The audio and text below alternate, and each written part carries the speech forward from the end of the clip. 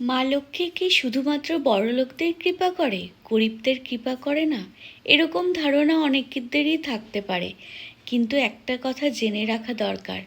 মা লক্ষ্মী কিন্তু গরিব হোক কি বড়লোক, সবাইকে কিন্তু সমানভাবে কৃপা করেন। কারণ গরিবদের মুখে হাসি দিয়েছেন, আবার বড়লোকদের মুখে কিন্তু হাসিটা দিন দিন কেড়েও নিয়েছেন।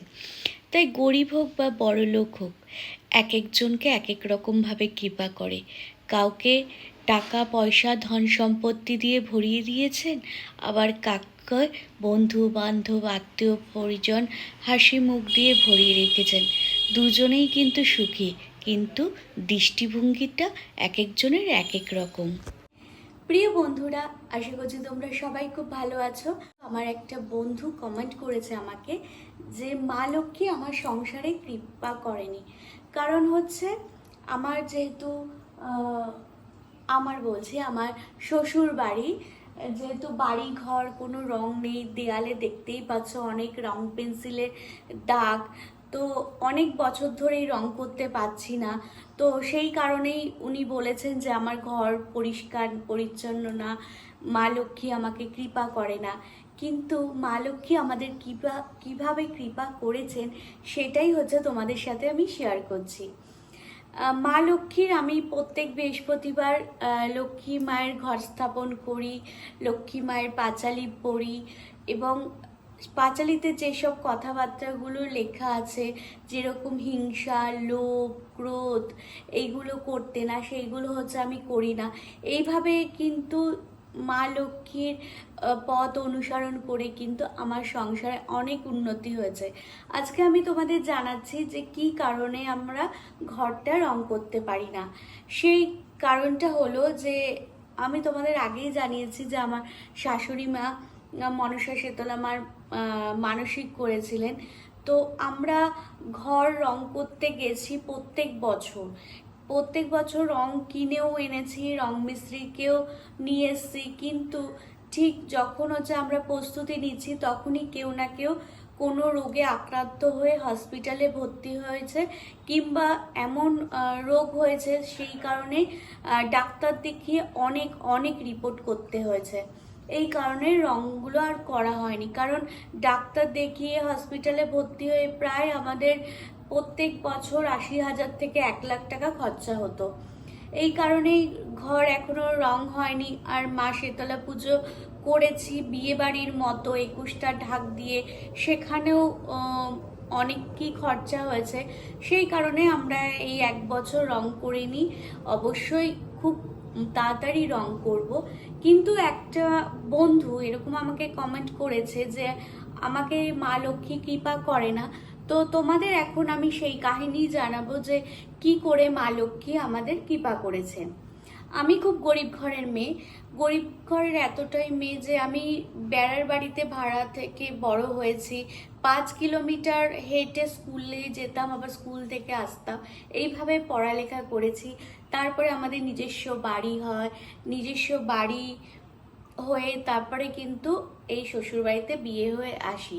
বিয়ের পরে নানান কারণে হোক, তখন আমি লক্ষ্মীব্রত করতাম না, লক্ষ্মীব্রত জানতামও না। তো তখন হচ্ছে আমার হাজবেন্ড অনেক কাজকর্মের দিক থেকে খারাপ হয়ে গেছিল, অনেক ব্যবসা বাণিজ্য অবনতি হয়েছিল, এমনকি কাজটাও চলে যায়। তো তারপর থেকে আমি লক্ষ্মীব্রত আরম্ভ করি। মা লক্ষ্মীর কৃপায় আমরা এখন অনেক অনেক ভালো আছি। লক্ষ্মীর কৃপায় হচ্ছে মন থেকে হিংসা, দেশ হিংসা, এইসব ক্রোধ, রাগারাগি, ঝগড়াঝাটি, লোকের সম্বন্ধে নিন্দা করা, তারপরে লোকের সম্বন্ধে পরনিন্দা, পরচর্চা, এইসব কিন্তু একদমই আমাদের ঘরে হয় না, একদমই আমাদের ঘর থেকে বিতাড়িত হয়েছে। এখন আমরা সবাই খুব ভালো আছি। একটা কথা মানুষ মনে করে, অনেক মানুষই মনে করে যে যাদের অনেক টাকা, ভালো বাড়ি ঘর আছে তাদের খুব সুখ, তারাই হচ্ছে একমাত্র সুখী, কিন্তু সেটা একদমই না। কারণ গরিবরা একরকমভাবে সুখী, তারা হচ্ছে শরীর সুস্থ, অনেক বন্ধু বান্ধব, অনেক পরিচয়, তারা হচ্ছে প্রাণ খুলে হাসতে পারে, প্রাণ খুলে বাঁচতে পারে, যেখানে খুশি যেতে পারে, যেখানে খুশি থাকতে পারে।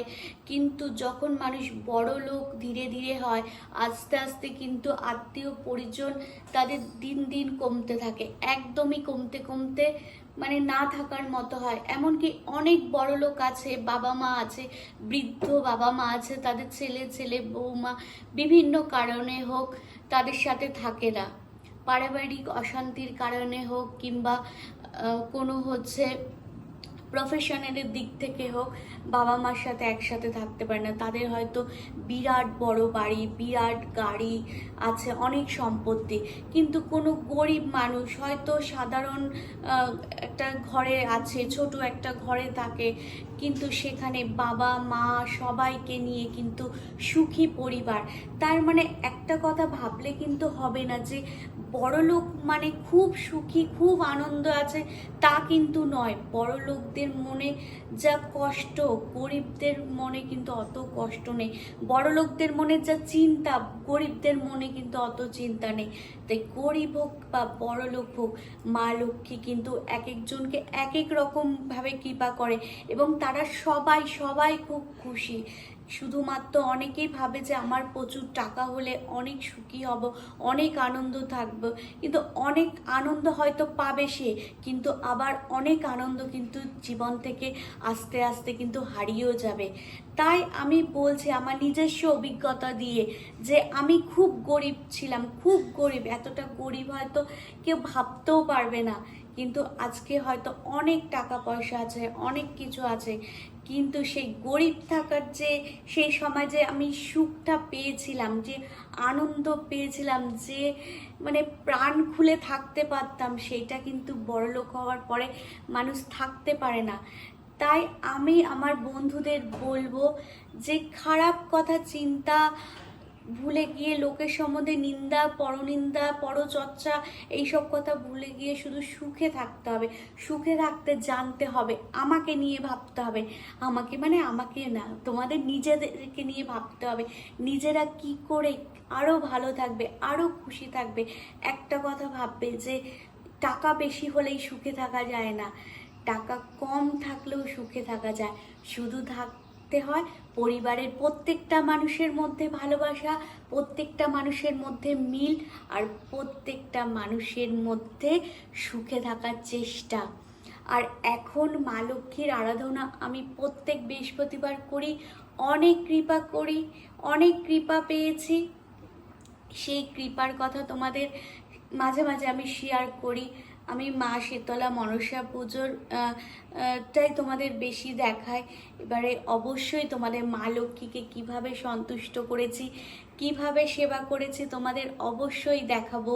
তোমরা সবাই সবাই কৃপা করো যে মা লক্ষ্মী সবাইকে যেন আশীর্বাদ করেন, আর মা লক্ষ্মীর আশীর্বাদে আমরা কিন্তু সর্বসুখী হব, সব থেকে আনন্দে থাকবো, খুশিতে থাকবো, নীরব থাকবো। নীরব থাকা মানে রোগ অসুখ বিসুখ না থাকা, এইটা কিন্তু মানুষের হচ্ছে সর্বশ্রেষ্ঠ আনন্দ, সর্বশ্রেষ্ঠ সুখ। তাই হচ্ছে নিজেকে ভালোবাসতে জানতে হবে, নিজেকে ভালোবাসতে শিখতে হবে, তাহলেই কিন্তু আসল সুখের রহস্য তোমরা পাবে। নইলে কিন্তু কোথাও সুখ নেই, বাড়ি ঘর দালান কোঠা কেউ তোমাকে সুখ দেবে না। শুধু মনের মধ্যে সুখ রাখতে হবে, মনে সুখ থাকলে সব জায়গায় সুখ, সারা পৃথিবীতে সুখ, সারা মানব সমাজে সুখ তুমি খুঁজে পাবে। তাই সুখে থাকো, আনন্দে থাকো, খুব ভালো থাকো। আজকে তোমাদের অনেক কথাই শেয়ার করলাম, কারণ আমাকে একটা বন্ধু কি কমেন্ট করেছে যে বাড়িঘর ভালো থাকলেই বাড়িঘরে সুখ স্বাচ্ছন্দ্য আসে, সে কিন্তু না। মানুষের সাথে মানুষের সম্পর্ক ভালো থাকলে, মানুষের মনে হিংসা পাপ ক্রোধ লোভ এইগুলো না থাকলে সুখ কিন্তু অবশ্যই সবার কাছে আসে। মা লক্ষ্মী সবাইকে কৃপা করে।